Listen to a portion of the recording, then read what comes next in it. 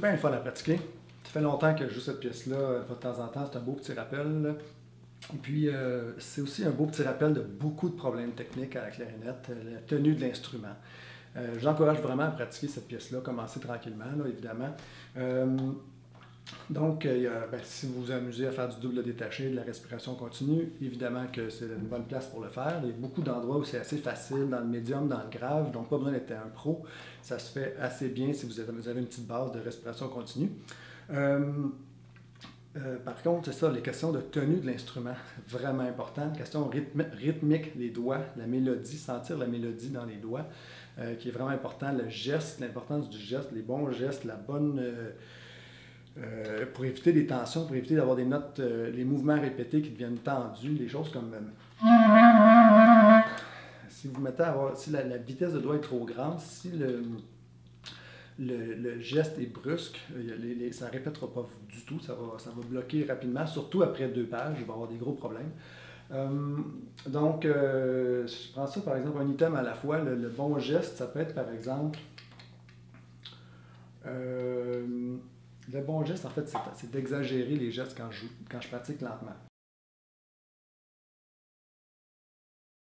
Par exemple, je prendrais la ligne, je suis en si mineur, la ligne, la 4e ligne, la fin de la 4e ligne.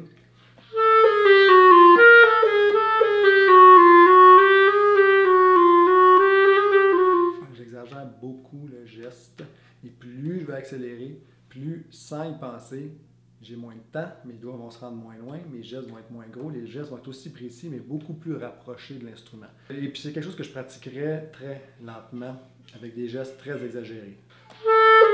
J'ai gardé la main droite.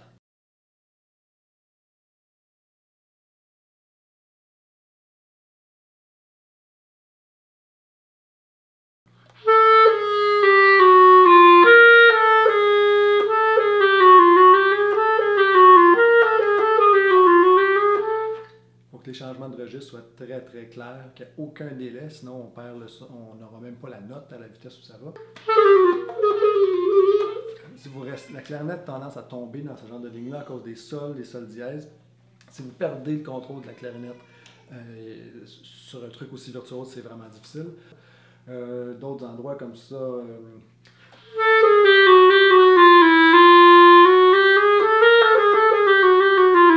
comment que mes doigts bougent, mais ma main bouge beaucoup, beaucoup, beaucoup. Les notes ouvertes, c'est très ouvert. J'essaie de trouver d'autres exemples comme ça. En fait, c'est un peu partout. Je vais exagérer beaucoup les mouvements.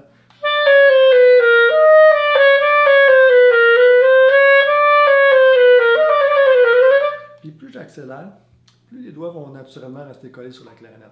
Ce qui va éviter de partir avec la prémisse où mes doigts doivent rester près de la clarinette, puis je vais travailler lentement, plein de contradictions pour les doigts. Donc, au lieu de lever librement, je lève et je bloque pour rester proche.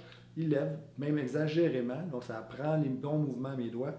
Et éventuellement, en accélérant la vitesse, au lieu d'aller jusque-là, ils finissent par rester tout près. Mais ce n'est pas une volonté, c'est juste le fait que la vitesse empêche de me rendre jusqu'au bout.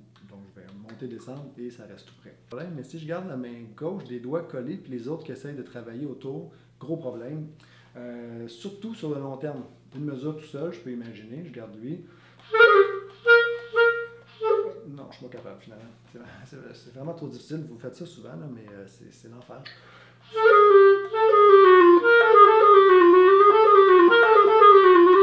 Le geste est vraiment jammé à cause de ce doigt-là.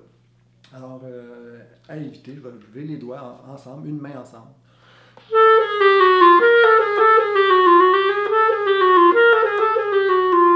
Ça a l'air très exagéré, mais je suis à demi-tempo, ça fonctionne très bien quand le tempo embarque. Est-ce qu'il y a d'autres exemples comme ça? Vous allez en remarquer qu'il y a des notes. Un bon truc, c'est de s'enregistrer et d'écouter au ralenti ce que vous venez de faire. Vous allez remarquer que des fois, il y a une note, oups, ça passe un petit peu vite. Je les entoure, je fais vraiment attention. Par exemple, de 1, 2, 3, 4e mesure, j'ai un problème avec le Do dièse. Donc, je l'entoure. Je le surveille, je vais être sûr de le chanter, je vais même faire exprès, je vais le jouer, faire exprès d'allonger un peu, puis tranquillement, je le remets à sa place, la bonne longueur, mais je le sens au bout de mes doigts.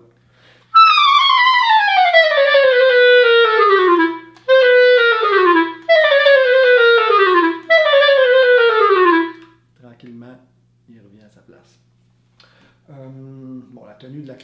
tout le long, c'est un problème. La clarinette avec des notes ouvertes. La clarinette avec des notes ouvertes.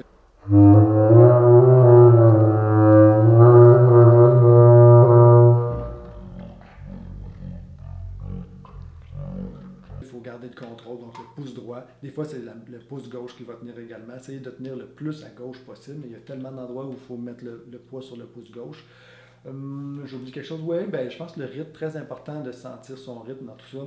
Par exemple, là, si je prends ben, tout le motif principal.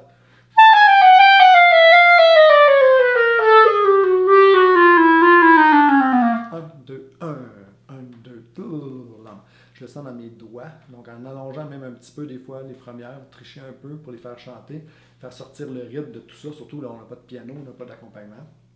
Si vous continuez avec les doigts, si vous vous filmez par exemple, vous vous regardez dans le miroir, puis vous voyez vos doigts bouger et aller loin à pleine vitesse, il y a un gros problème, c'est impossible, ça vous oblige à aller à une vitesse incroyable. Vous voulez baisser la vitesse en km/h de vos doigts. Bon, un bel exemple, 3 lignes de la fin.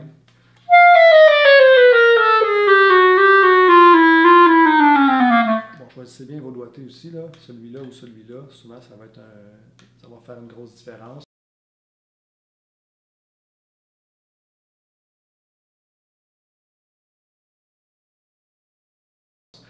Dans l'aigu, le doigté de treille pour le sol, par exemple.